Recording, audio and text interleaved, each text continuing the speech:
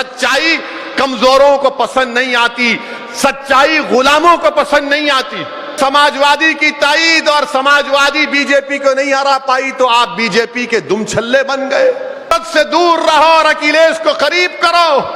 اب اکھلیش منہ نہیں کھولتا اور اسد ہی منہ کھولتا ہے، اس پر تو سوچو۔ مدرسے کے نام پہ ڈرا رہے، یاد رکھو مسلمانوں، مدرسے مسلمانوں کا خلا ہے، مدرسے مسلمانوں کا خلا ہے، مدرسے مسلمانوں کا چراغ ہے۔ مدرسوں سے ہم اسلام کی تعلیمات پر عمل کرتے ہیں، یہی مدرسوں سے حافظ قرآن نکلتا ہے جو قرآن پڑھاتا ہے، انہی مدرسوں سے امام نکلتا ہے جو ہم کو اچھے اور برے کی تمیز پیدا کرواتا ہے، انہی مدرسوں سے مؤذن نکلتے ہیں جو اذان دیتا ہے، انہی مدرسوں سے مفتی نکلتے ہیں جو فتویٰ دیتے ہیں، انہی مدرسوں سے محدث نکلتے ہیں، فقہا نکلتے ہیں اسلام کی تعلیمات دینے کے لیے، اچھے اور برے کی تمیز پیدا کرنے کے لیے کہ جہاد میں اور فساد میں فرق کیا ہے۔ جہاد اور فساد میں فرق کون بتائے گا؟ عالم دین بتائے گا۔ مگر ہمارے وطن عزیز میں مدرسوں کو نشانہ بنایا جا رہا ہے۔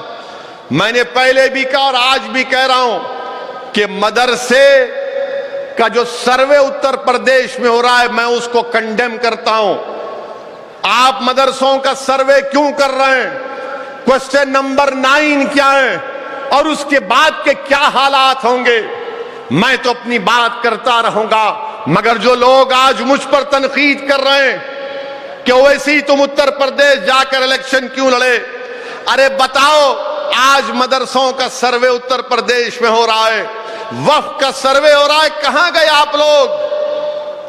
کیوں خاموش بیٹھ گئے آپ لوگ؟ یہ کون سی تمہاری سیاست ہے کہ جب میں الیکشن لڑ رہا تھا تو تم رات کے اندھیروں میں چھپ چھپ کر جا کر مسلمانوں کی بستیوں میں کہتے تھے کہ اسد سے دور رہو اور اکھلیش کو قریب کرو، اسد سے دور رہو اور اکھلیش کو قریب کرو۔ اب اکھلیش منہ نہیں کھولتا اور اسد ہی منہ کھولتا ہے، اس پر تو سوچو، اس پر تو سوچو۔ یہ کون سی تمہاری سیاست ہے کہ اتر پردیش میں سماجوادی کی تائید اور سماجوادی بی جے پی کو نہیں ہرا پائی تو آپ بی جے پی کے دم چھلے بن گئے؟ یہ کون سی سیاست ہے آپ کی؟ بتاؤ۔ میری مخالفت کرو مجھے پرواہ نہیں ہے، مگر تم جس کے لیے کام کرے اس کو تو بولو کہ منہ کھول، کچھ تو بول، زندگی کا احساس دکھاؤ، دلاؤ اس کو، مگر کچھ نہیں بولیں گے۔ ہم جب بولتے ہیں تو بولتے اب ہر مسئلے میں بولتے، برابر بولیں گے، انشاءاللہ بولتے رہیں گے جب تک اللہ زندگی باقی رکھے گا، سچائی کو بیان کرتے رہیں گے۔ آپ کو پسند نہیں ہے کان میں روئی لگا کر بیٹھیے، کیونکہ سچائی کمزوروں کو پسند نہیں آتی، سچائی غلاموں کو پسند نہیں آتی۔ اور یاد رکھو مسلمانوں، ہمت اور حوصلے کو بلند رکھو۔ میں تم کو اس لیے کہہ رہا ہوں، میں بار بار کہہ رہا ہوں کہ امام حسین کو یاد رکھو، امام حسین کو یاد رکھو۔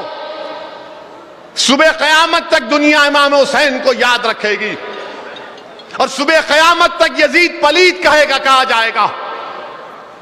میں جا کر دیکھا ہوں امام حسین کو روزے کو، کربلا گیا تھا، میں دیکھا امام حسین کا روزہ ایسا دکھ رہا ہے کہ زندگی ہے وہاں پر، حسین کے روزے پر زندگی نظر آ رہی ہے۔ وہ کربلا کے میدان کو دیکھا، آنکھ میں آنسو آ گئے کہ اسی جگہ پر نواز رسول نے اپنے اہل بیت نے اپنا سب کچھ قربان کیا، مگر جب وہ روزہ دیکھو گے تو بولیں گے یہاں تو زندگی کی مثال ہے۔ یزید مردار ہے، یاد رکھو، وقت کے یزیدوں کا ساتھ مت دو، وقت کے یزیدوں کا ساتھ مت دو۔ مسلمانوں میں تم سے بھیک مانگ رہا ہوں، پہچانو، اللہ نے تم کو دماغ دیا، تم دوست اور دشمن کی تمیز پیدا کرو۔ تمہارے صفوں میں جو یزیدی ایجنٹ ہیں ان کو پہچانو، جو حسین کا پرچم اٹھا کر اپنا سب چیز قربان کرنے کے لیے تیار ہیں، تم ان کا ساتھ دو۔